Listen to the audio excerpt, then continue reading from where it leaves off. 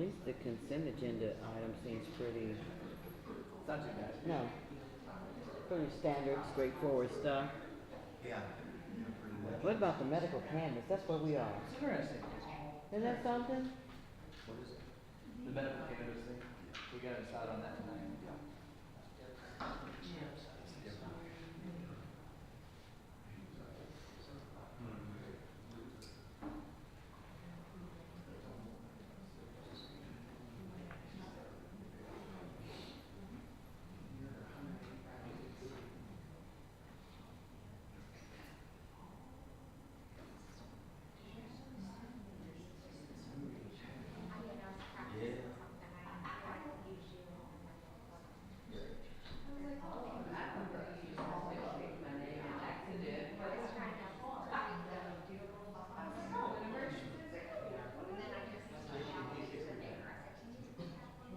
Wow.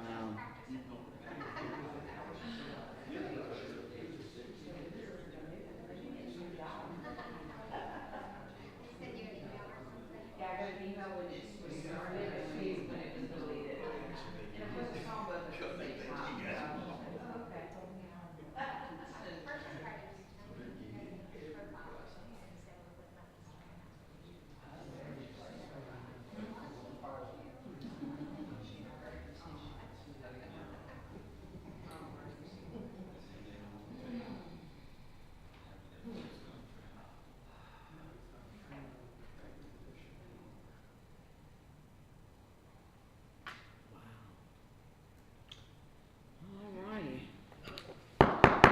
Good evening. Welcome to the Newport Board of Education regular meeting. Thank you for joining us. May I have a roll call, please? Here. Here. Here. Here. All right, if you all would join me in the Pledge of Allegiance. I pledge allegiance to the flag of the United States of America and to the republic for which it stands, one nation, under God, indivisible, with liberty and justice for all.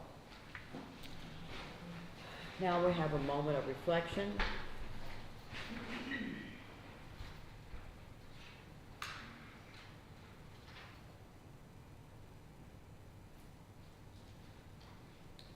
All right, the mission statement. The Newport Independent School District will partner with families and the community to nurture, educate, and instill core values in all students to ensure they reach their fullest potential. All righty.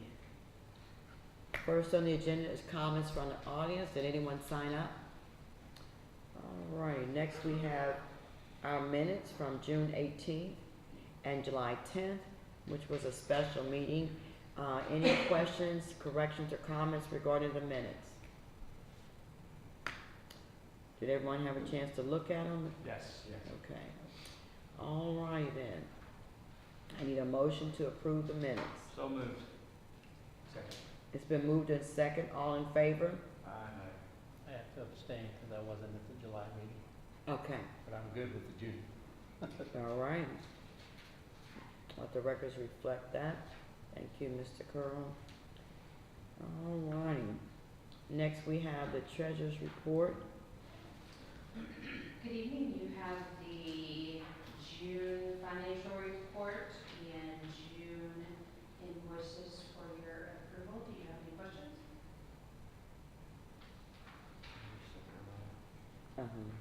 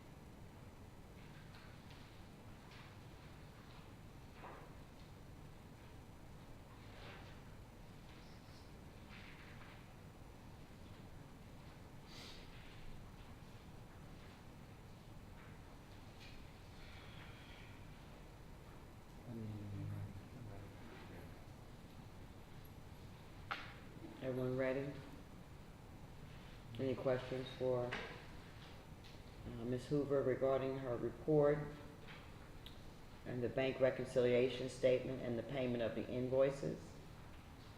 I don't have any questions. If there's no questions, I need a motion to approve the bank reconciliation statement and file for audit and to pay the invoices for the month of June. So moved. It's been moved in second, all in favor? Aye. Very good.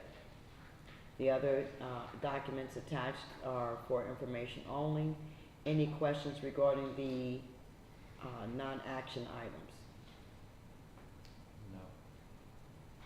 All right. Thank you, Ms. Hoover. All right, next is student learning and support services. Some of these reports were not on there, and I looked at them earlier today. Yeah, I'm looking at that MasterCard, was that on there? Mm-mm.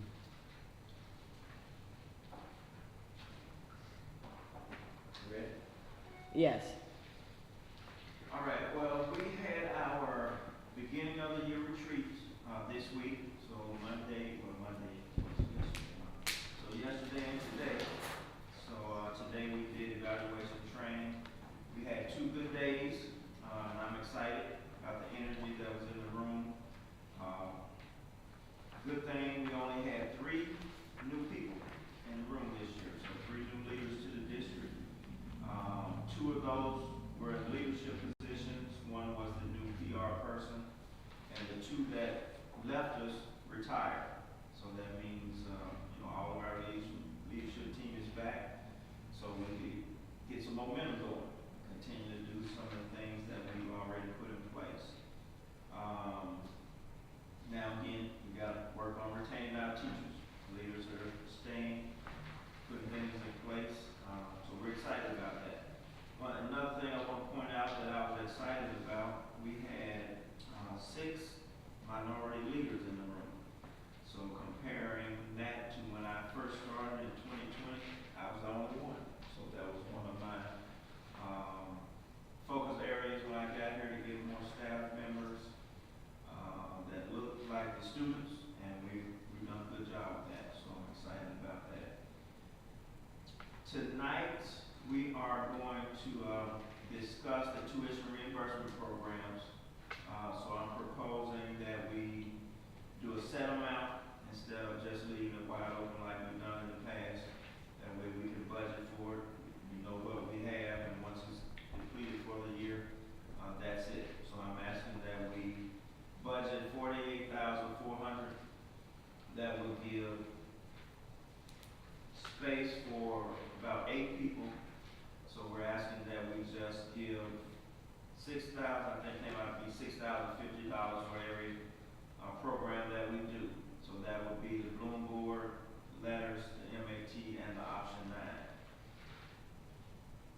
If we do that, you all approve that, then of course we will have to adjust. I think the option 9 contract, we were paying, I think about $9,000 instead of the 6. So we can discuss that as we get to that agenda item. Mr. Watts, Kim said that the option 9 is 6,000. Oh, it is 6 now? Yes. Okay, all right, She well, did. never mind.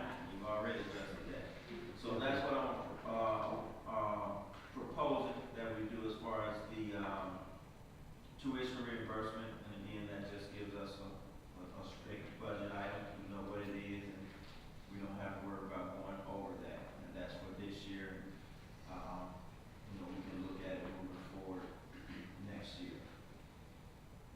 There's some important dates that I want to share with you, so you can put these on your calendar. August the 6th is a Newport night out. It's going to be held in a different area this year. It's going to be held on the river this time. August the 8th is our new teacher and new staff orientation. August the 12th and 13th will be our 2nd annual Wildcat Academy. August the 15th is the first PD day for teachers. Okay, Slow down.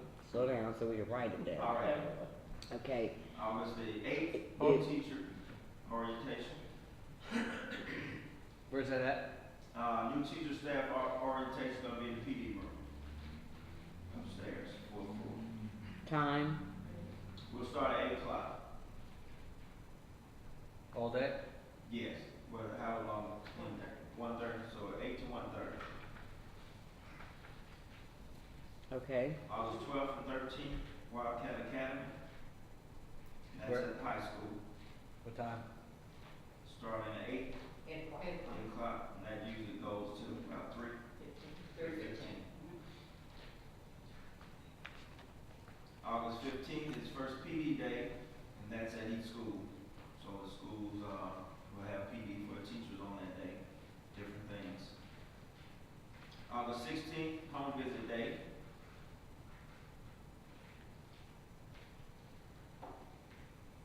August 19th is opening day, and, district team will serve breakfast that morning. And I'll do, presentation for, I guess, about an hour and a half, and then we're done at lunch, and then the, teachers and everybody will go back to their buildings and do some work after that. We're gonna be in the high school? All schools. All schools. Oh, I'm sorry, on the 19th, yeah, it starts at the high school, breakfast. So we'll do breakfast at the high school, and then go to the auditorium for me to do my little spiel. And then lunchtime, go to lunch, and then they will go off to the school after lunch. no special guests this year? No guest, I won't be a guest this year. We'll say it was $15,000. Yeah. That's right. That's why we did it this year, try to save some money next year, hopefully we'll get somebody in. We'll be in a better situation as far as the budget goes, and I'll be comfortable to get somebody to come in, get us kicked off. And then August 21st, first day of school.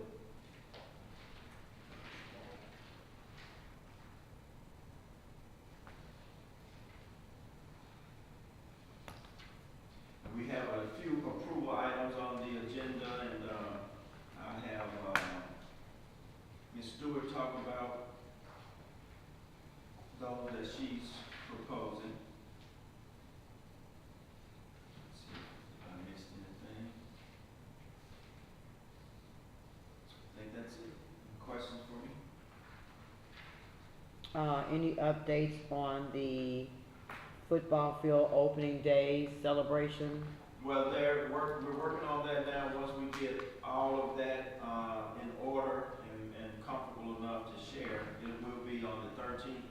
That's the date that's set, and I'll have more details for you once I know we've met Kim and her group have met a couple times. That's September 13th? You got anything to share as far as the opening? Well, we had a Zoom meeting with the gentleman you told us to call, so he's working on quite a few items. We have a meeting next week with a company, and we are working on an alumni. Kevin Reinhardt is talking to, and the alumni person to the committee. We have plans, they're just all tentative right now. And tomorrow morning, And Dennis is working with the sign company. right, tomorrow morning at 8 o'clock, I've got a gentleman from a sign company that we use. One of the things that we didn't do in the initial creation of the bleachers was simply have the Newport Wildcats across the top. I want to be able to see it from 471, nice and big and proud, so we're going to be looking at that, but then also the press box naming as well. So I'm meeting him at 8 o'clock tomorrow morning. Okay. So who's taking care of like the marketing, advertising, making sure the public is aware of this date and so that people can save the date? Our new PR person is starting, I think, officially Monday. I know he came in yesterday for a retreat, but he told me today when I met with him, he would start Monday. So we plan to meet with him and pay Okay. him. Yes, we get all that out. Okay, and we did stress, I think that, I know you all are doing it, but I think it is important that the committee has some community people helping and involved in this.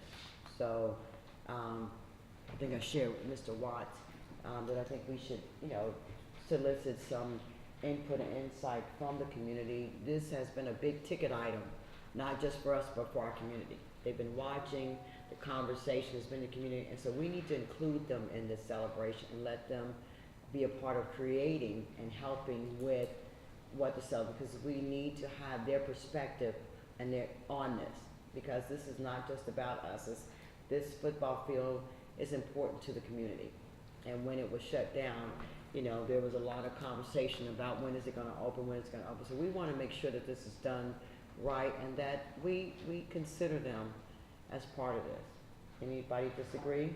No, we definitely should do that, and, if we can form a committee, I'd be willing to serve, to represent, the school board on that committee. Okay, And then maybe we could get someone from the city and, I don't know, an alumni. an alumni, there you We're go. working on that. Okay, very good. There was also a community member, he has a business here in Newport, so we'll talk about that piece, Okay, very good.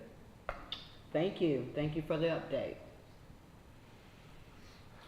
All right, next up, we have the curriculum department. Madam Chair, board members, Superintendent Watts, good evening. Good evening. You have our board report, which covers some of the conferences that we attended along with some of our teachers this summer. If you notice, there's a theme of instructional strategies, which is our focus this school year with the teachers on developing their toolbox that increase positive outcomes for students. So all of our professional development was rounded around instructional strategies. So when you look at some of the titles and some of the research, it's around strategies. Are there any questions? I just, not necessarily a question, but I just, you know, would like for the board for you all to bring or share with us other schools that have used these methods. And, you know, what their data shows on how these methods improve their reading scores. You know, because we're not familiar with a lot of the education tools that are being used in education committees. So when you do use them, you know, be nice. Okay, this school district used it, and this was the outcome. How long did it take for the turnaround? You know, does this, even with these strategies, you know, does it take a year? Will you see results in a year? Will we see results right away? You know, just based on other districts that have used these strategies. And I'll research that. I don't know how many will be available that are local, because some of these were national. That's fine, even if it's Conferences. national. But I can bring in some of the people that did the research. Okay, Like, one of these, the Reach to Succeed is KDE. So I okay, can bring them in and have them talk about the strategies that were a part of that conference, the research that's been behind it, and what the mandates are for Kentucky schools this year. So that would be informative. Okay. And in KCES, they had national people that they brought in, and they had the research behind those. So okay, I can get that quickly. okay. I don't know how quick I can get, like, schools. But information. they might have that, based, Yeah, because they yeah. did the research. Yeah. So they all might already have that information. So just, you know, we would just like to be able to have that, those details. Because like, again, there's a lot of conversations about our test scores, our growth, our turnaround. And so the more information we have as a board, the more we can share with the community as to, these are the strategies you're using, and these are the results based on the research. So we are confident, you know, using these strategies that we anticipate the same results. And it'd be difficult possibly to find a district that looks like us. Yeah. I can definitely get the research. Okay, very good.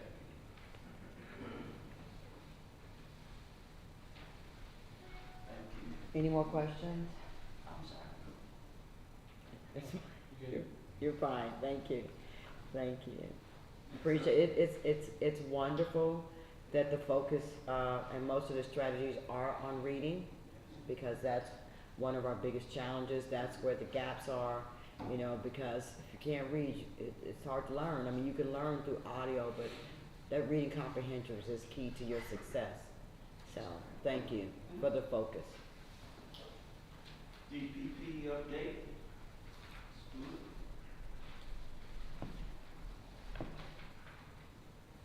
Madam Chair and members of the board, I have provided a pupil personnel report for the month. Most of this encompasses the board policies that were looked at the last board meeting. And and I've specifically laid out the ones that are going to have an impact on the code of conduct, and on our students. Several things that have changed include bus driver rights and responsibilities, and how we process bus disruptions and when there are issues on buses as part of an employee right, but also as the right of those who are taking advantage of transportation. We've had some changes with student records, and specifically towards the juvenile court records.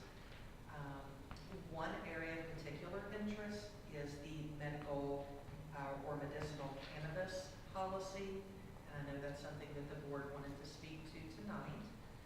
I will tell you from a DPP perspective, we have not received information, guidance, or anything like that yet. That is the reason why my primary recommendation, since this doesn't go into effect until January 1, would be to mark that particular board policy no for now until we do get more guidance. I did go to the Education Law and Finance Institute back in March and met with some representatives from states that were already implementing, and really just took their advice. And one thing that was repeated over and over and over again was that you need to have the entire system in place, because once this hits and once this is allowable, that we would be surprised with the number of students and families that would be interested in it. I'm not here to argue for or against. That's a medical determination, and that's simply not my field.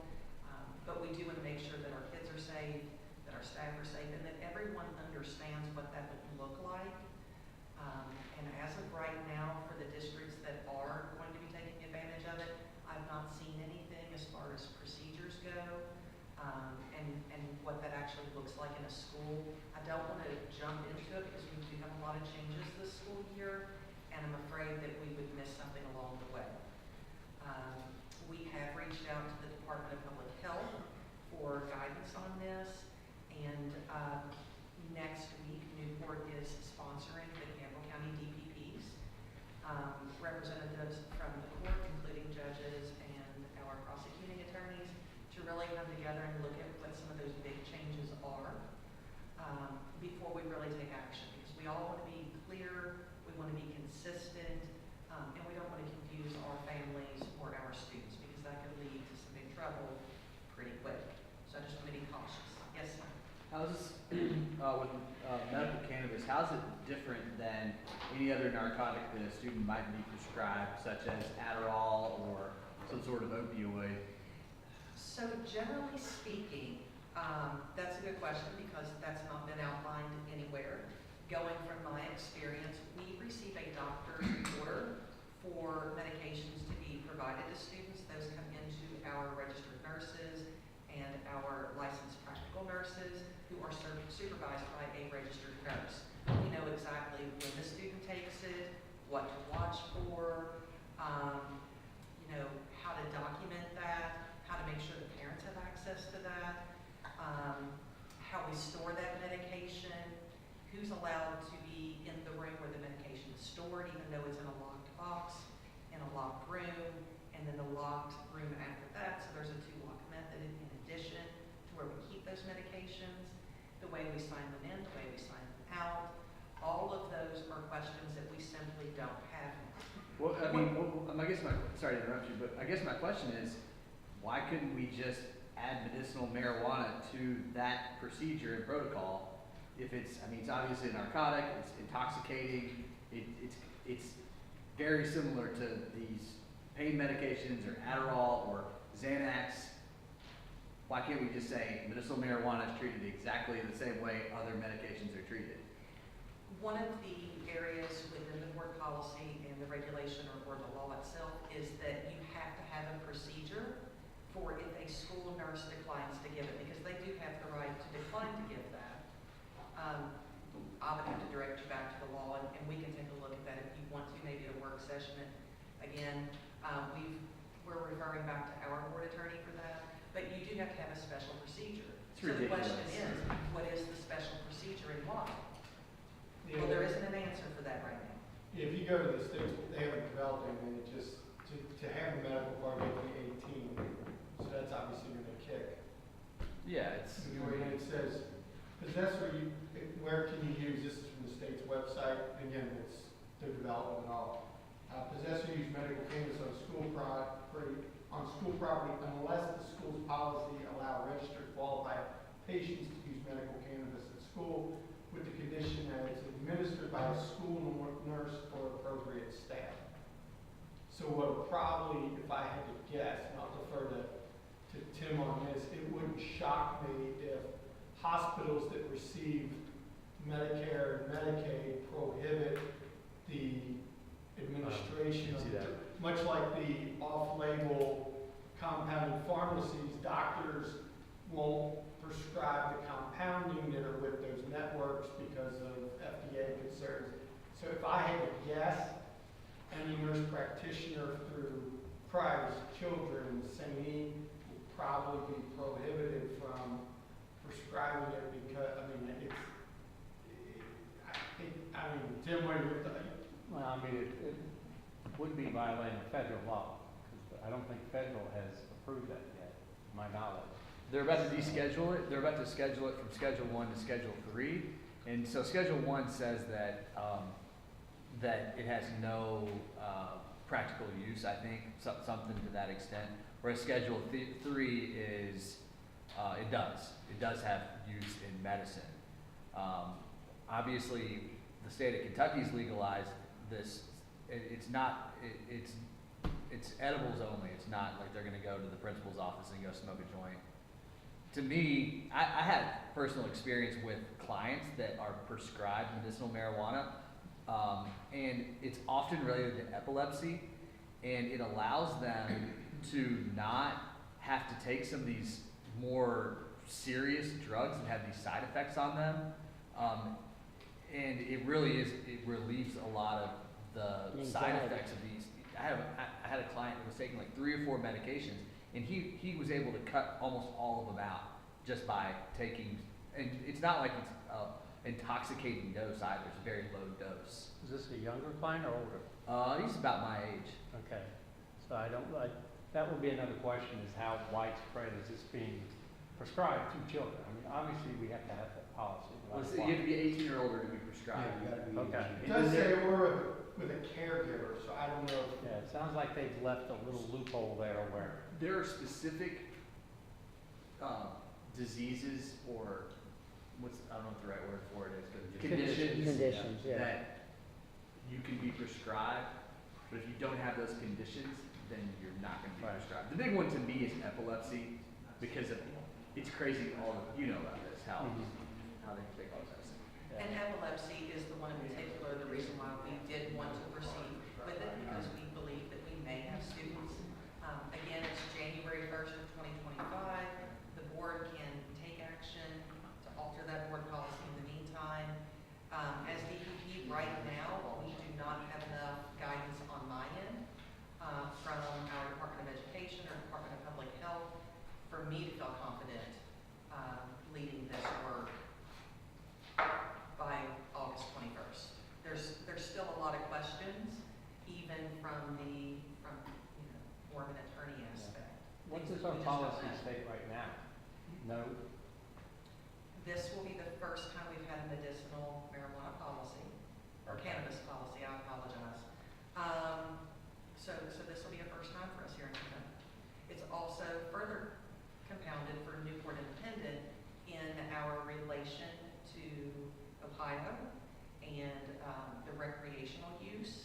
So we have a lot of things coming down the pipe all at the same time, and just not guidance to tell you without a doubt that this is how we would do it. But we do have a policy that addresses the administration of medicine, Yes, correct? absolutely. But this medicine is not considered to be a part of that policy? Correct. Okay, But because we don't have a special process in place to administer this drug? This is the first time anyone in Kentucky will have this policy. Right, okay, And we have a lot of questions Yes, So for I agree. example, you have to be 18 years of age, and a parent has to give it. Okay, so then what do you do in the event that you're an unaccompanied youth, you're 18 years old?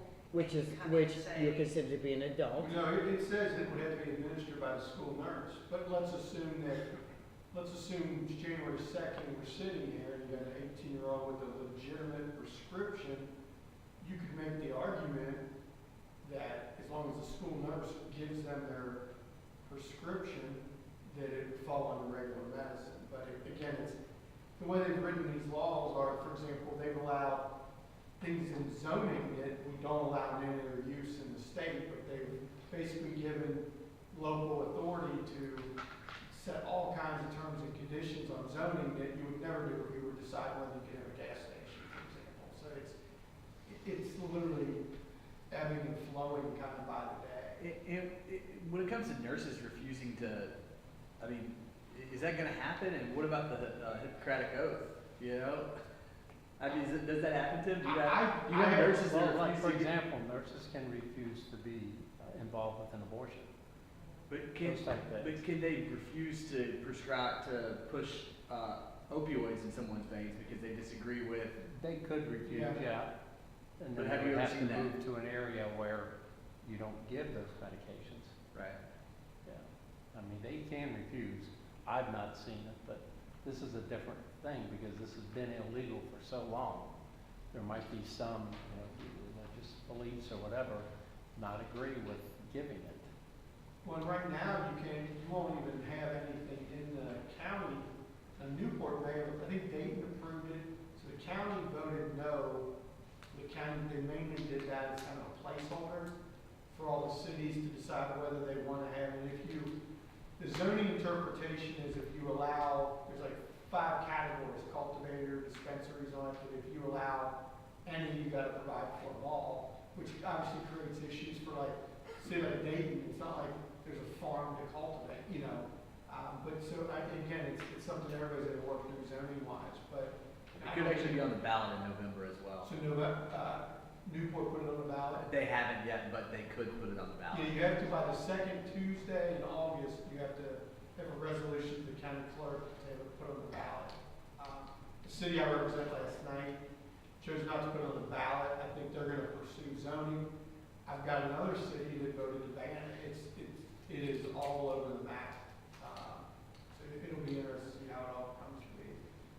But then I've got clients that are in Kentucky that have a medical marijuana card from another state that are allowed to use it in Kentucky under an executive order. So, and ironically, even probation and parole don't know how to handle it because the terms of your probation are no drugs, but they've got a medical marijuana card.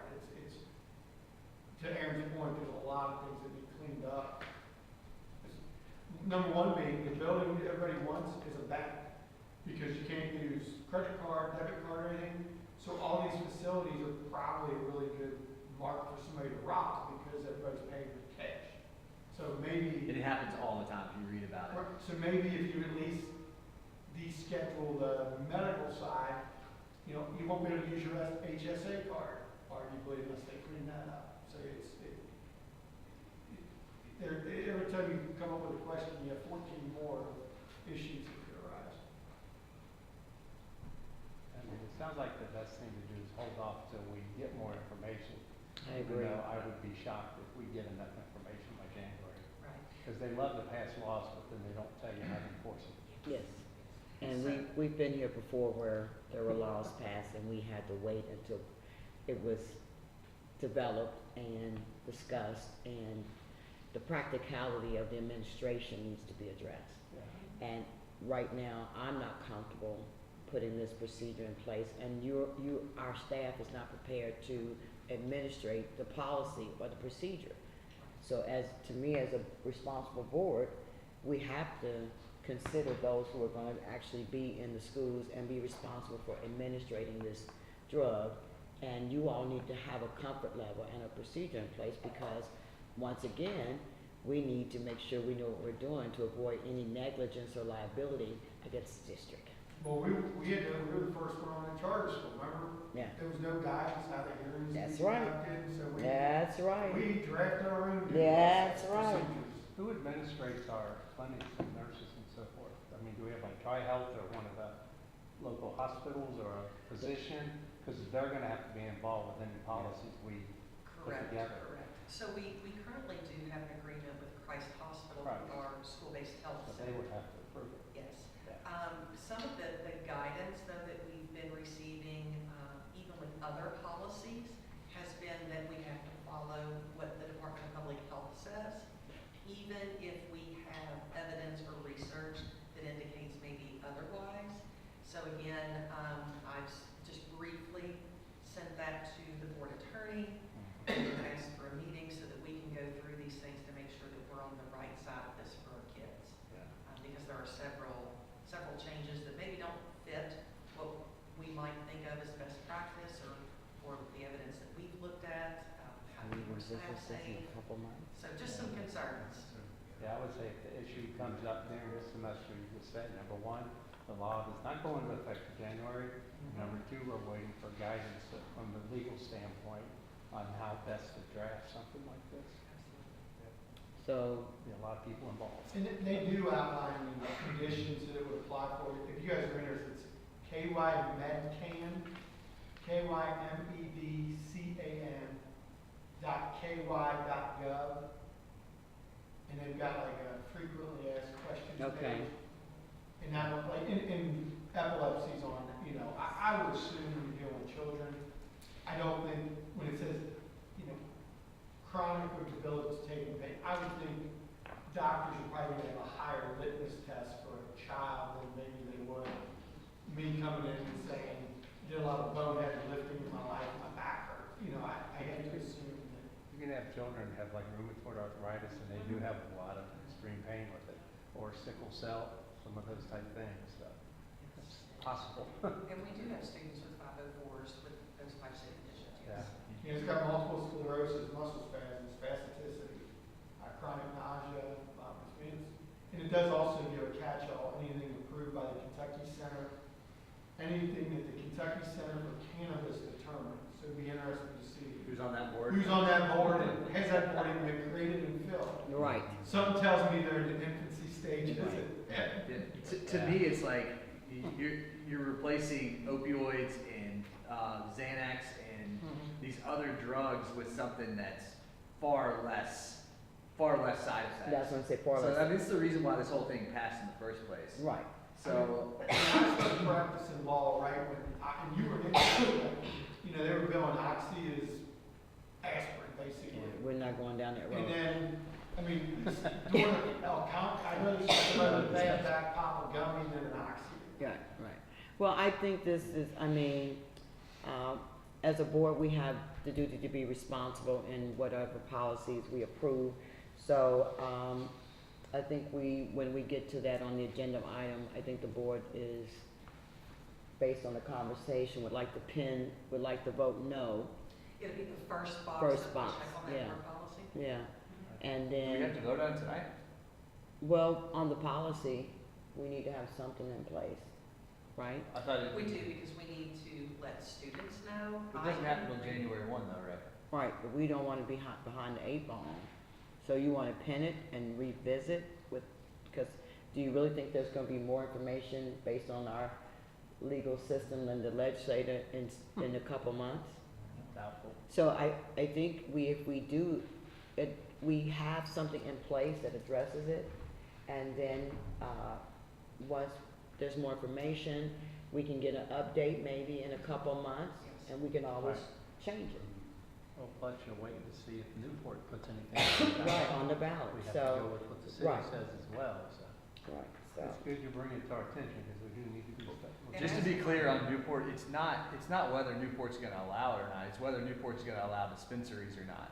So if you have a medicinal cannabis card, you can use cannabis in Kentucky. It's just a matter of whether or not it can be administered in schools or not. My point, and I'm okay with pinning it or revisiting it later, is that we already have policies and procedures in place for people to take opioids or Adderall or Xanax in school. We already have those in place. So why is it that we can't just add this to that Because policy. each medicine has its own Right. administration policy. So you They're have not, to look they're, at it's all just of not them. a blanket general process, But so. it's as prescribed, right? I mean, your doctor says you have to take. I would have to refer back to the Kentucky, or, yeah, KSBA, Kentucky School Board Association. They're the ones who have went through, you know, the law and the regulations. They presented the policy, and as of right now, that's all they have, is the one pager that you all have. So what's the policy on, for example, Xanax? So that would fall under our medical treatment policy. The number is escaping me right now. But with that, we have to have a signed doctor's order for it. Again, you know, when, how, what we're looking for. We have to have permission to provide it at school. We have to have policies and procedures in place on how we're going to store that medicine for that particular child. Who has access to it. So if Dennis Maines is a student and Katina Brown is a student, as a medication aide, I may have access to Dennis's medication to provide it to him, but I don't have it for Katina Brown because of the way her medical order is written. You can provide when it has to be provided. So every single student, we have to have that documented type of information. As of right now, with the state of Kentucky saying this is going to be a separate policy, with KSBA saying it's going to be a separate policy, I cannot make a recommendation to include this in that policy. They've made it a separate one, and again, I would have to refer that back to the board attorney. Plus whatever we decided would have to run through Christ Hospital, probably the nurse practitioners, their medical board, what have you. So there's a lot of, they can't just say, okay, we're gonna plop it into this one. Okay, well, it sounds like we need to get started with Christ Hospital then. Yeah, I mean, so can we We reach? already have a committee, like, this isn't something we just haven't worked on. We have a committee of people working on this. This is one piece that they've been working on. But as of right now, there's no information out there. And plus they're Ohio. And we've been told that, yes, we've been told that once the information starts to trickle in, to be prepared because it's Yeah. all gonna come at once. So if there's not a policy by January 1, are we required to come up with one ourselves? Well, No, the default is that it would not be allowed. Okay, that's gonna be default, okay. the default, and as it develops, we have the discretion to change that. We can, you know, switch it from no, the board is not going to allow the administrative of medical marijuana on the premises. But as this develops and we get more information, procedure, we get, you know, information from Christ Hospital, you know, we get clarity on where this, because this, like, as Jennifer, this is a separate policy from the the administration of medicine policy that we already have on file. They have created a separate policy because when you look at our society, there has not been a lot of research on, you know, this just started in the last 10 years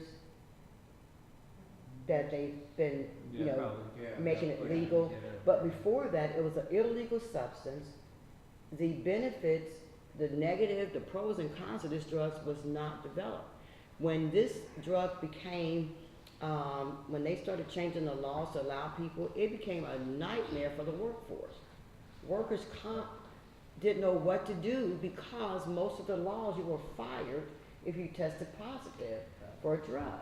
Well, now it's medical. So the issue became there was not enough research to determine under the influence.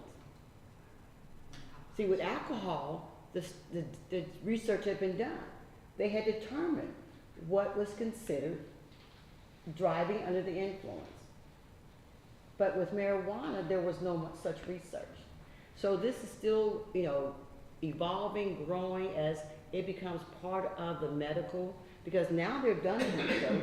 They see the benefits of it in the medical with conditions and things. So it's going to take time for them to really, really figure out how we can administrate this, because even when it was legal in state, it was still illegal federally. Right. So a lot of facilities that were getting federal funds still had to honor the federal law.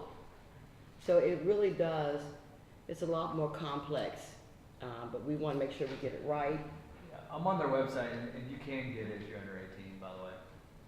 With a person, Yeah, patients under 18, you can use medical cannabis in Kentucky if they meet the following criteria.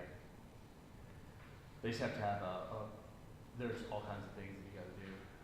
and it's House Bill 829, I just pulled it up, so by December 1st, 2024, we have to establish policies So related. that's why, That's what that was my, Yeah. task. Do we know if there's any other schools in Kentucky that's developed one? We do. We know that, and I say this, and they may have changed their mind, but Jefferson County, and I believe Fayette County is going to. Okay. So, Jefferson County is a powerhouse based on the number of staff that they have, entire medical departments and teams. So this is gonna be one of those times that as they work through that, we're gonna be reaching out Yeah. to them to see what are you doing, how does this look?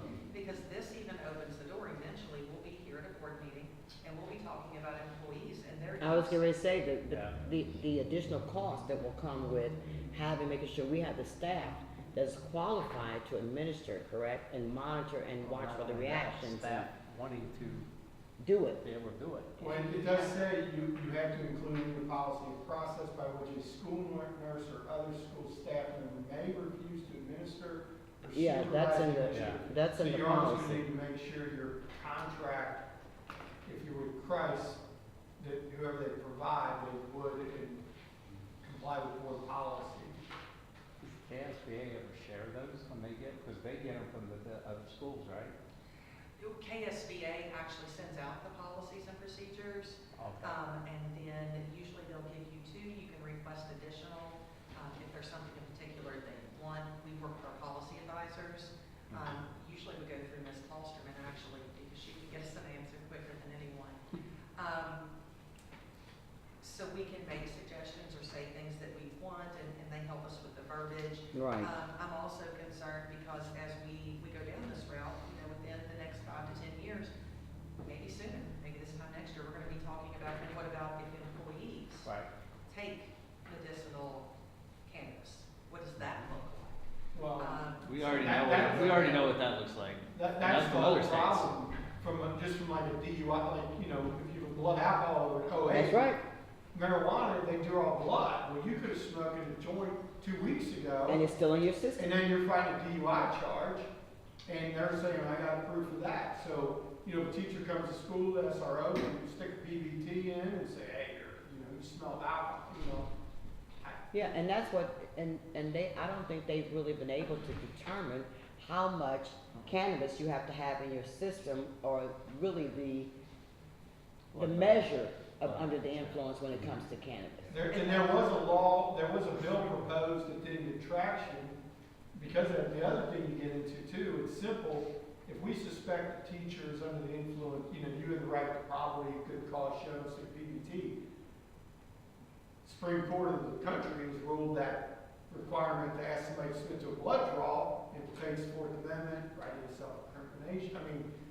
We don't have that authority. If we think teacher A shows up high as a kite, we have to kind of go with it, but we don't have the ability to necessarily require a blood draw or something like that. But federal law still prohibits the use of marijuana, so the American with Disabilities Act is not gonna, you can't, there's no cause of action under the American with Disabilities Act for, firing someone for having marijuana in their system. We know that because other states, we can look at other states that had marijuana legal for years, and we can see that. But how do we prove it? So let's say we suspect that somebody. Okay, let's not go down that road. I apologize, but we need to stay on track with, while we're here, and we're not there yet with the teachers, we're here with students who may need this medicine, so. I do think that based on what's Can I in finish? here, Can I finish? we could do something tonight. I really do. Can I finish? If, Okay, we wanna make sure that we stay focused on, what our responsibility here is as board members. So, when we get to this on the agenda item, we will discuss it, and each board member will be able to weigh in on whether which box they wanna check at this time, or if they wanna pin it, okay? And if you go to the bill, it's 139 pages, page 16 is the page that talks about the role of the schools. So if you Yeah. go to it's like. And what's the bill number? House Bill 829. So if you go to, I think it's legislature.ky.gov, and you just go to. And what bill. page? Page 16 of 139 is where it is about the schools. Okay, all right. It'd So, be really we helpful to have can, this before the meeting. okay. So what we can also suggest that we not vote on it tonight. Give the board time to do more research and get questions answered, okay? And then revisit it at our, September meeting, because we have until December to, take action, correct? Okay, is that good? Good with that. Okay. All righty, good discussion. Thank you. It's It's not in the lock sentence. yeah. Never thought I'd be having this conversation at a board meeting. No. Madam Chair, members of the board, good evening. I'm excited to say, over the past couple of days, I've been deep in conversation with Noah and Emmett Hayes' office in terms of phase 2 of the stadium.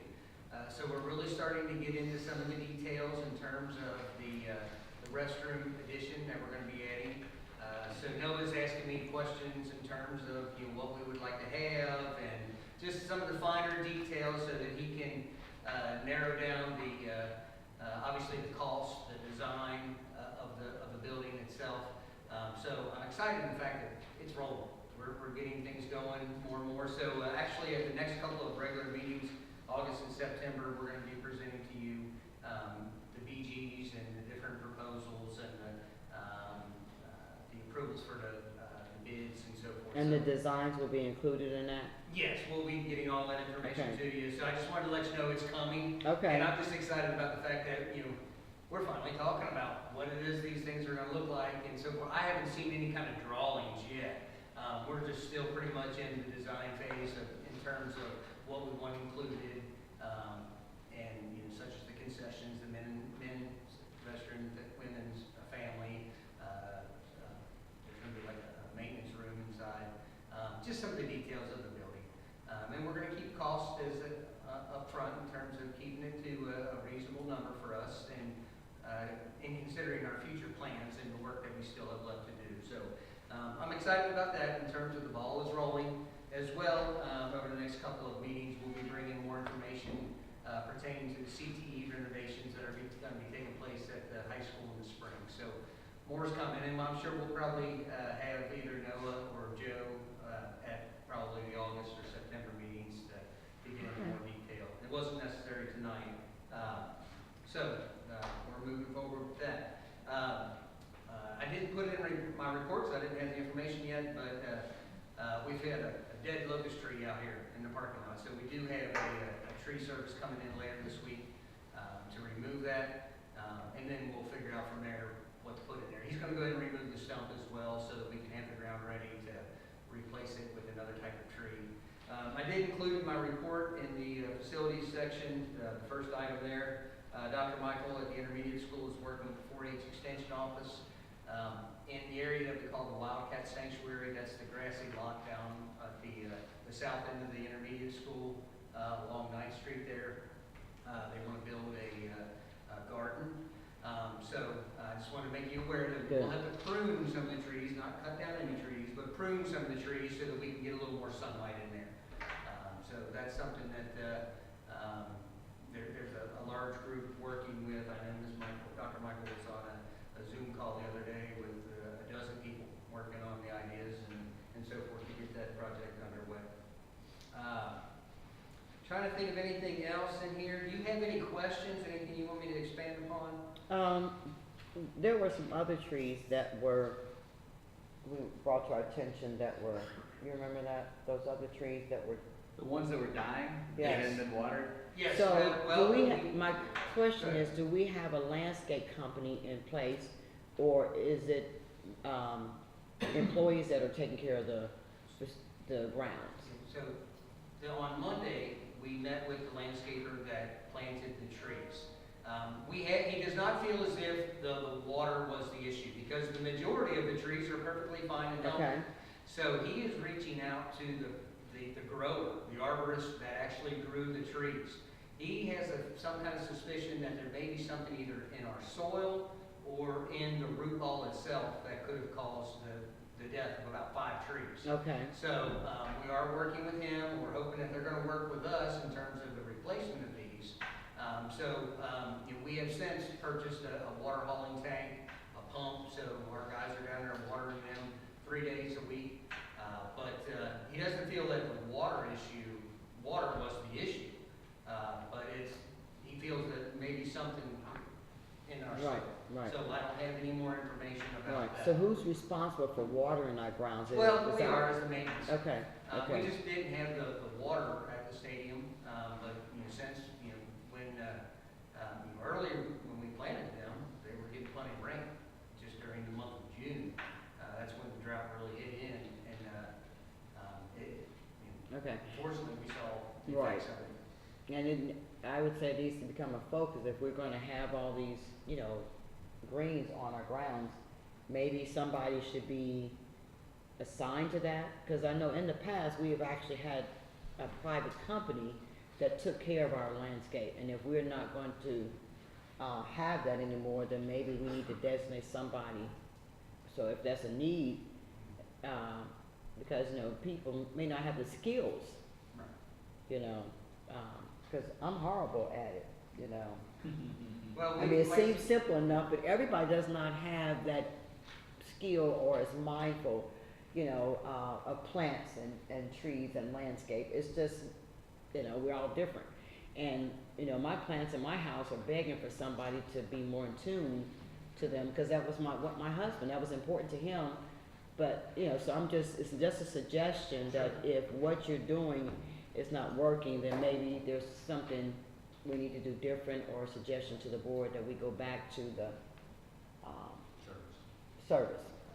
It's expensive to have a full-time landscaper to do all of those things. Okay. But we do utilize a landscaper for certain areas, Okay, especially around the high okay. school. We have an irrigation system around the Okay. the plants that we have there, and they do come in annually and do some to clean up with that and protect. But your the staff plants. works year round, right? Please. Your staff works year round? Yes. So you have, in the summertime, you do have staff that Yes, can go water we do. things? It just caught up on us. I'm just gonna be very honest. It was, Okay. they were green and then they went brown. And so, What happens when it's the middle of summer and the middle, they say that, you could probably speak to this more, when you plant a tree, you're supposed to water it. We used to always use, when the tree was new, it was once a day for a week for a month, and once a month for a year. It's kind of what we used, but, to kind of keep them going. We have a pretty good success rate. We hit probably 95% survival. again, we're waiting to hear back from the grower to get some suggestions on what to do. But no matter what, regardless, we will have all green trees there prior to, our celebration. Sounds good, thank I you. have one more question. Yes, sir. You're talking about removing the locust tree. We asked you that you put those in the reports, when you're gonna remove a tree. I don't see it in this report. Thanks for bringing it up, but It was in the last report, last month, I didn't see it in last month's report either, I checked. So just make sure that they're in the reports, that's all I ask.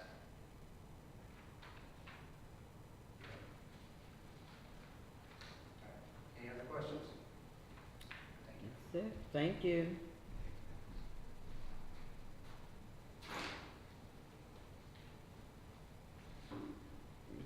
Alright. That's it, right? Next is new business. Old business, was the, tuition reimbursement program, which you already addressed, correct? Yes, did you have any questions or Any- thoughts or? This is the time to discuss his recommendation. Could you go over those numbers just one more time? 48, I think it was 48.4, and again, that's just 8 times 60/50, so that's how I came up with that. So we talked about 48 even, but if we just add that extra 4, then that's 8 people. There, I'm laughing at you. know you so well. So that would be 8 teachers could get $6,050 per year? Yes. Okay, that's what we talked about before, I think, Yes. right? Yeah, we said, we either said we can go 8 or we can go 16, getting half of that, so. I'm good. I'm good with the recommendation. It's, I like the fact that it's a consistent dollar amount every year, and, you know, so we're not here consistently, and our treasurer, who will be so happy, can budget for it, so. My question is, how do we know, or how are you gonna select these teachers? Well, we just said first come, first served, you know, So we'll let is everybody it know. just a sign-up date, like a hard sign-up date? Yeah, we'll let everybody know that, you know, this year, this is what we're doing, and if you're, gonna be in the program, you gotta get in as soon as possible. And is there a requirement they've been here for so long prior? Yes, that doesn't change, you know, whatever we had in the contract, what is it, a year? They can't enter till their second year. And then they have to stay with us for so long prior? 5 years, and we also wanna change that contract, to read, they have to pay their money back regardless. Because in the past, we've said if they've been non-renewed, they don't have to pay it back. And we ran into a situation where some people got fired on purpose, so they wouldn't have to pay money back, so. I'm good with that. Okay. All right, new business. We have quite a few items, so let's just go through one by one, make sure everybody's good with the items before we.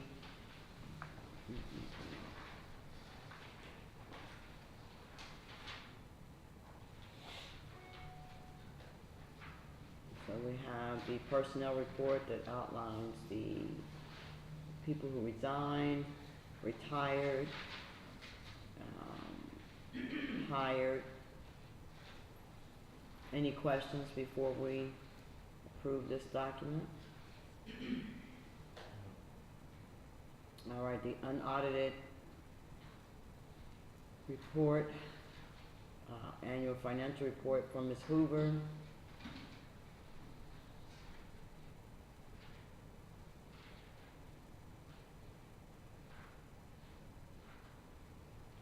No questions? No questions? Okay.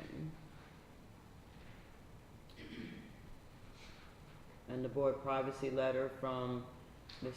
Adams on the role of a school nurse.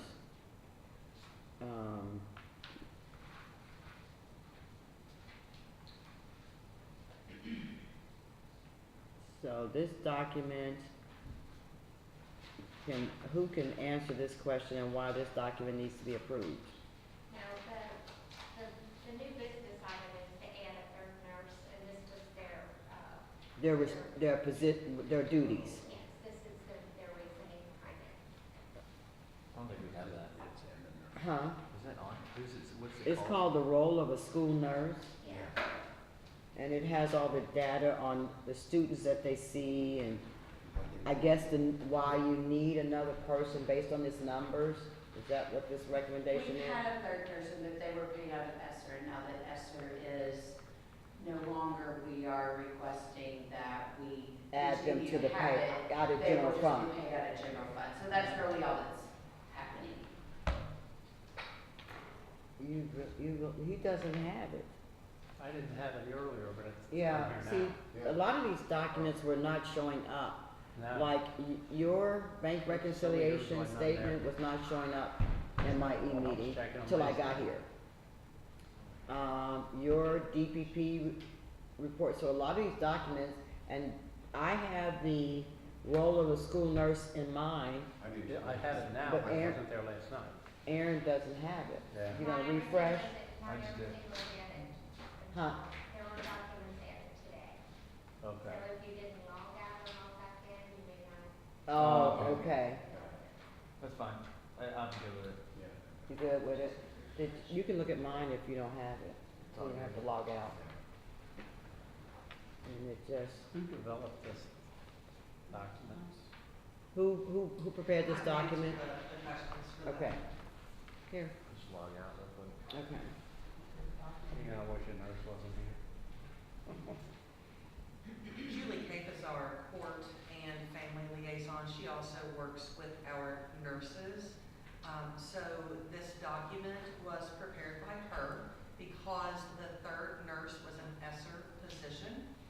and that funding has ended.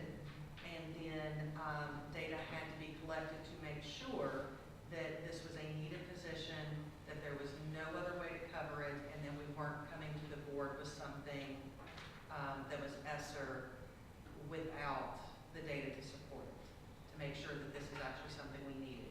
We have, in the past, before COVID, we did run a rotation of 2 nurses in the district. Both of them had retired from nursing previously. Both were registered nurses. So for a portion of the school year, when one of our people left, we did try to continue that rotation, just to make sure, do we absolutely have to have 3 nurses? Or is this something that we can naturally pick up with 2 nurses, maybe a medication aide, maybe a part-time person? We also needed to look at different staffing companies to see if there was any cost savings as far as that goes, and it was exponentially more than what we had been paying. Yeah. So Ms. Kate wanted you to have this information so that you could just see over time, what are kids coming to the nurse for? How often are they going back to class? How many 911 or EMS calls have we had? And then what are the other discharges? And then also putting that in a line graph for you so you could see the change over time. I like it. In terms of this document, is something we developed? The reason I'm asking is, I'd like to get with whoever, because there's a couple things need to be adjusted here. Okay, yes, Ms. Kate. Like, So for she would example, be- under where I it says remember who that. can be a school nurse, should say holds a current unencumbered Kentucky nursing license. Doesn't say unencumbered. That means they could have some issues on their license, and most places won't hire them unless it's unencumbered. Right, So, yes. so should I get with you on that, or? No, we can change this. This was just something, just to make Okay. sure that people understood that you had to be certified, but I'll make sure that she has that language. Yeah. This is just an internal document. Okay. We actually have to, one of the things that I'll do is actually go through and pull their nursing licenses, certify those. Mhm. I sign off, they sign off. We talk about their character and fitness, and that's done yearly and prior to any of their trainings. The other thing you might want to put, current Kentucky or multi-state license. Yes. They have an Ohio or an Indiana multi-state, they don't have to have a Kentucky. And because of the number of activities that we have, that is our preference. With Ohio not being a consortium state, They are now. they are now. Yeah. Okay, so that's So another Indiana. change. Finally, all 3 of Yes. them, I can drop my Ohio license. And that makes a lot of people don't realize, but if you have a student with emergency medications or no medical condition previously, if we did not have someone Mhm. with Kentucky and Ohio licensure, then we had to hire separately an Ohio nurse to be on the trip, dependent on the student's disability.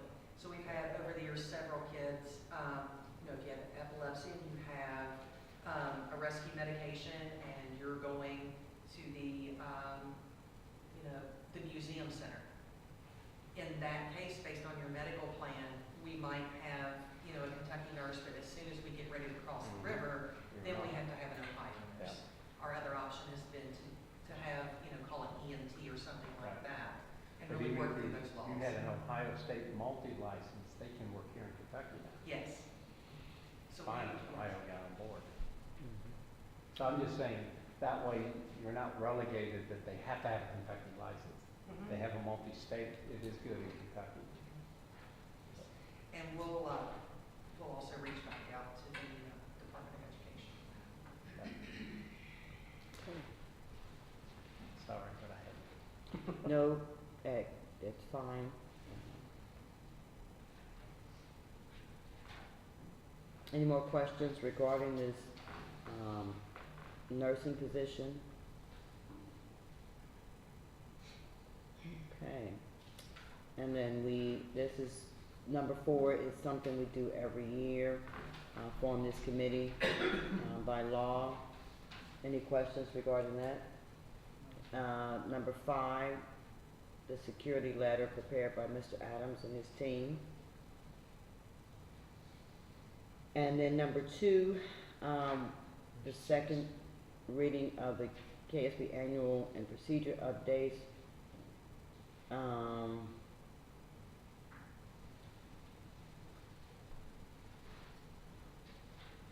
This says second reading. I don't ever recall We have first reading in June of everything, and then we come back in July with every administrators. so this Canvas policy was in the June? Right, the June one, when June comes to you as we receive them from KSBA. Then administrators present to you on the second reading. I don't remember To seeing it. Oh, modify, keep. okay, cause that was a pretty large document, yeah. Yeah, I don't even think I could attach it to the meeting. Okay, all right. Okay, well, I think we're all pretty clear that we're gonna pin this, Yeah. and allow the board, so we will, okay, let's finish this and then we'll make a motion. The code of conduct book, any questions? Yeah, on page 11 of the Code of Conduct book, it says Board Policy 92242 prohibits use of medicinal cannabis on school property. That needs to be stricken until we make a decision on this. Page 11 at the bottom.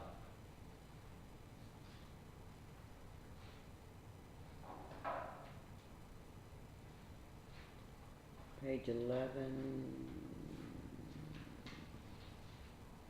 You got that, Stuart? Yes, the changes will be reflective of the board policies, and so we did publish it online so that we could wait until after the leaders can read okay.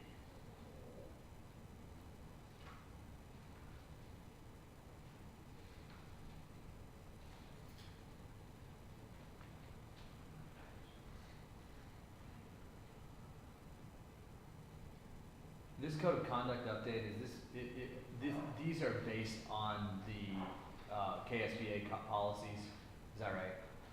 Correct. The changes The for this updated year are policies. only board policy changes. What's this alternative education in lieu of expulsion that's highlighted in yellow? It's highlighted in yellow because I've asked to meet with the board attorney about due process and protecting students' rights. And making sure that we're following due process. We're gonna try to Advisement. come up with some administrative procedures to perhaps streamline some stuff that maybe doesn't need to have all the, In the code of conduct book? through that, there's a provision that you all can, basically allow some of the due processes that pertains to discipline, and sometimes you need expulsion, to where it can be handled administratively a little bit, so. But we didn't check, we're not asking for that board policy to be changed, we're not touching. It's just something we're looking at in the future to bring to you. But if a student needs an alternative placement, we would like to be able to do that instead of bringing it to the board, because we might have 10 students that might need School of Innovation, or they might need a longer placement in our A1 alternative at the high school. So currently those are 45 days. And it's not just behavior, that's if you're not academically ready, if you are, let's say you are a junior who is 17 years old, but you only have enough credits as a freshman, we need to be able to assist those students. We can bring each one of those to the board. Okay, can we hold off on number 7? When do you all normally put this on the website? We can definitely take out the administrative hearings. You already have, Is this alternatives to is this the expulsion. final draft, what you're bringing to us? No, that one section is a section that we wanted to speak about, to see if it was even possible. It's in yellow because it's not in the book. Okay, Everything that is in red is a board policy update. okay, That would be included. That one was highlighted in yellow, because that's not, the language is not clear as to what that means. And the red is the second reading tonight to be approved, Yes, correct? except for the medical cannabis, that one will be taken out. But Yeah. everything else is in board policy,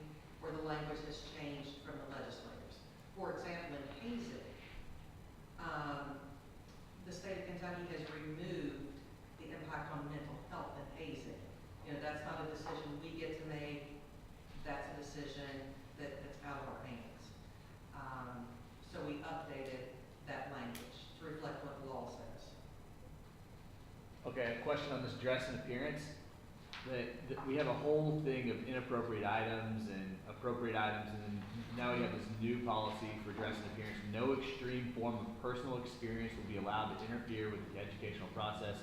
School authorities may limit or prohibit any extreme type or style of student dress, personal appearance, or use of wearing apparel, which in the judgment of the school official disrupts school discipline and routine. Students whose appearance does not conform to these rules will be asked to change clothing to meet the code. Creative violations. What is extreme? What is an extreme What's the personal definition? appearance? Yeah. So this is already in your board policy. The reason why this one is highlighted actually is because it was moved. Before it was in a section that didn't lend to coherence, so this is already in your board policy. This one, for example, let's say that we have a student who comes to school and they are wearing the Confederate flag. Okay. There are schools within Kentucky that see that as completely appropriate because it does not disrupt the educational process. That would not be the case in Newport. So those are discussions that we have with students because that would disrupt. Another extreme personal appearance, I think we've all had things like this happen before. If a student comes in and they have a dog collar on, but it has spikes, then this allows us to ask the student to take that off. I just didn't know if you're a teacher who's from, Eastern Kentucky and you come to Newport for your first time and a student has purple hair and you've never seen someone with purple hair, you're suddenly triggered by that. Is that gonna be, how's that work? It's in the judgment of the teacher. Having an educational specialist degree and 23 years in education, no, purple hair, unnatural colors, that's really, I have to be culturally responsible and understand when that is and is not appropriate. I have worked in a district where purple hair was not appropriate if you were a teaching member. If your hair is not a natural color, you are employed. I've also been in a district where we did have a number of students show up with Confederate flags on their vehicles, wearing T-shirts. That was, within the community, that was deemed appropriate. As a school administrator, I deemed that inappropriate. And we had those conversations. Seems very subjective. It does. I think what they're wondering is there a way to qualify it, if it's to spark,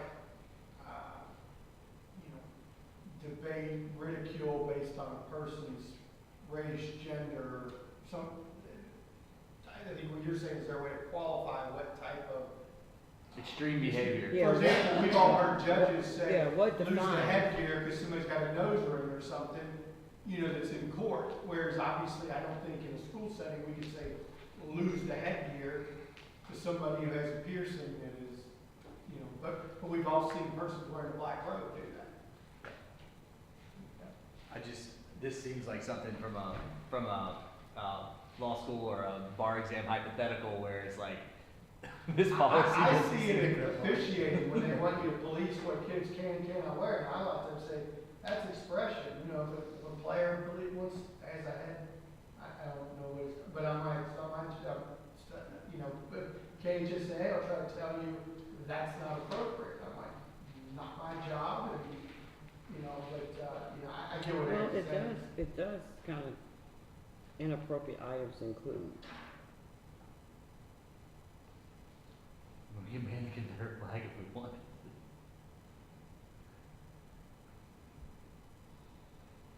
I mean, you could always say, disrupt, I see where it was taken out to, Ms. Stewart. It wasn't an inappropriate place.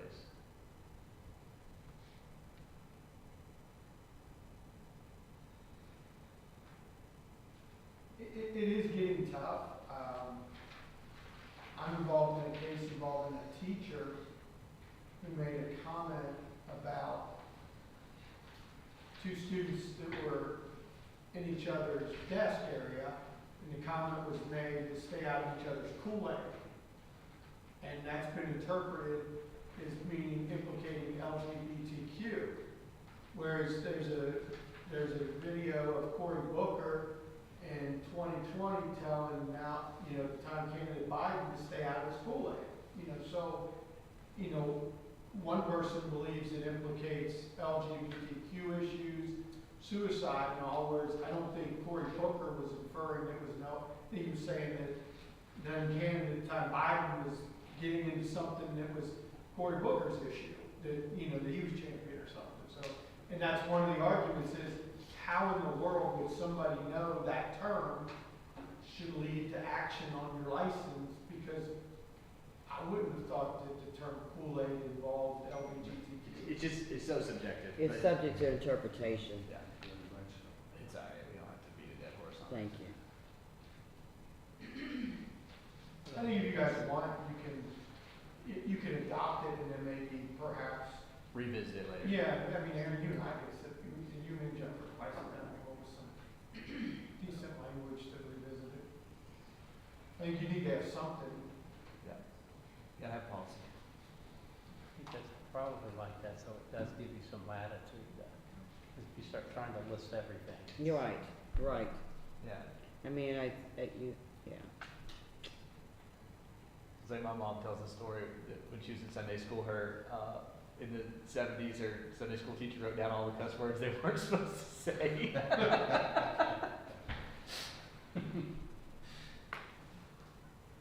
When I was in school, ain't was a bad word. 8? You got stuck in the corner if you said ain't. Oh, Oh, yeah.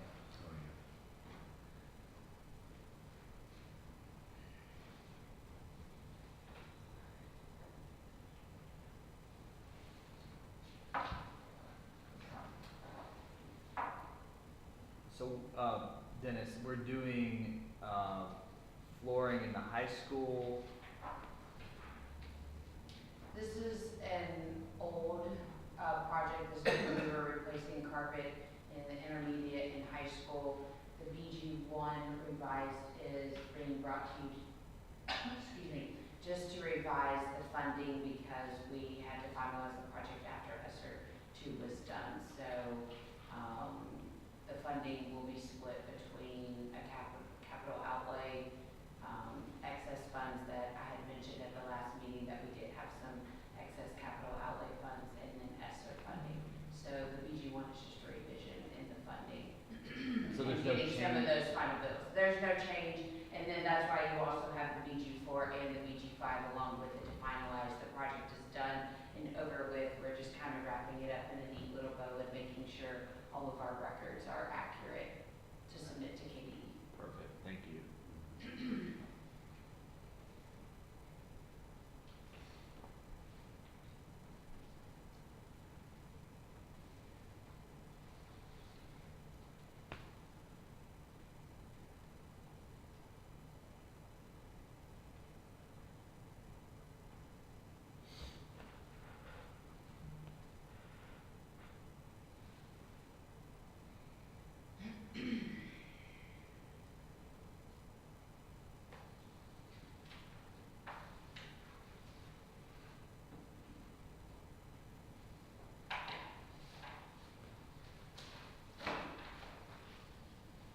And you said the board already approved this, so they're, on the flooring? Yes, the project is done. This is Okay. this project started actually in 2022. There was a lot of issues in getting them to finish up over the summer, and unfortunately, we didn't get their final bills until after ESSER 2 was finished in September. So because I had to wrap up all of those funds, with ESSER 2, it had to spill over a little bit into capital outlay funds. Okay. But they've done all the work. and Yeah, the work is it's done, acceptable. completed. Yes, that's been done since, the fall. So how much was actually able to be covered by ESSER, and how much did you have to pay into the? 16,000 is what I have revised the BG1 to be paid out of capital outlay. Okay. 1.3 million was paid out of ESSER. Okay, very So good. just, in the grand, 16,000 isn't, it's a lot of money, but in the grand scheme of the 1.3 million in the project, it, wasn't. That's good, Yes. and that's good to have that be noted. Okay. Alrighty, now these, any questions regarding, the application for 1 year for the position of school media librarian? Can you expound on why we're just 1 year approval? It's a 2-year program, so we hired a teacher, and she has to go to school now to get her librarian degree. So the EPSB allows them to be a librarian while they take classes. So it's almost like the MAP program for a librarian. Okay. That's the best way to describe it. It's a 2-year program. On the job training. Okay. And then 12 and 13, We have a teacher who wants to go back to school to become a special education teacher. So since she is already a certified teacher, she now takes classes to go into special ed. So she'll take classes until she gets the certification. Same for the EL endorsement.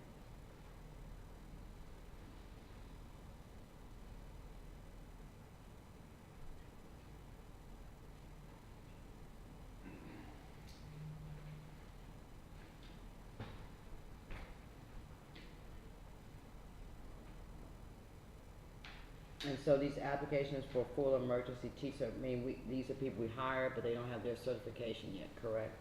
That is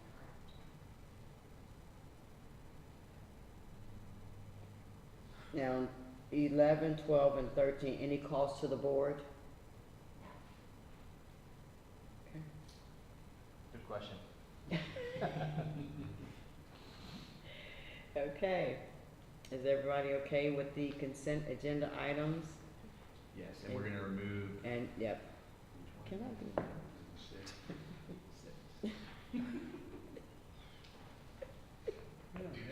I am. You all have no idea. Okay, so we are going to remove, consent agenda item number 6. Correct? So I need a motion to remove consent agenda item number 6. I don't know if you want to remove them, I think you just want to remove policy 092242. Yes, But you still want to adopt all the other policies. right, correct, thank you. So what I would do is just move to approve consent 1 through 14, but modify number 6 to remove for second reading that 092242, and then remove from number 7 the accompanying medical marijuana provisions of the code of conduct. Okay, you got that, Kim? If not, she'll email me tomorrow. You're right. I'll say so moved on that. Okay, thank you. What he said, right? Second. It's been moved in second, all in favor? Aye. Okay. All right, so now I need a motion to approve consent agenda items 1 through 14 with the necessary corrections. How about that? So, All right, Second. it's been moved in second, all in favor? Aye. All righty, very good. Any, board comments or concerns? Yes. Anybody but Aaron, go ahead. I just want to say, I want to apologize to Dennis. I did go back on that locust tree, back to the 5/22/24 meeting when we were just going through this and I didn't have all the things on here. The same thing happened during that board meeting. I don't know if you remember. Yes. But his report was not attached. Yes. He had a paper report. Yes. But our report was dated April and the wrong report had been attached. Yes. So that triggered my memory and It was in there. it's now in there, so he did put that in the report on 5/22/24, and it's now in there, so I'm sorry, Dennis. Ms. Malone, we will need to do a motion on the tuition reimbursement program that was under old business. Oh, yeah, we need to add that. That's right, Tony's recommendation, thank you. So, I need a motion to approve, Mr. Watt's recommendation on the tuition reimbursement program. It's been moved in second, all in favor? Aye. And you'll note that in the minutes exactly what that was, correct? Thank you. All righty. Now, we're going into executive session to discuss the superintendent's evaluation. We do not anticipate any action will be taken after that. So, you all are welcome to stay and make sure we get home safe, but other than that, feel free to leave. So I need a motion to go into executive session. So moved. Second. It's been moved in second, all in favor? Aye.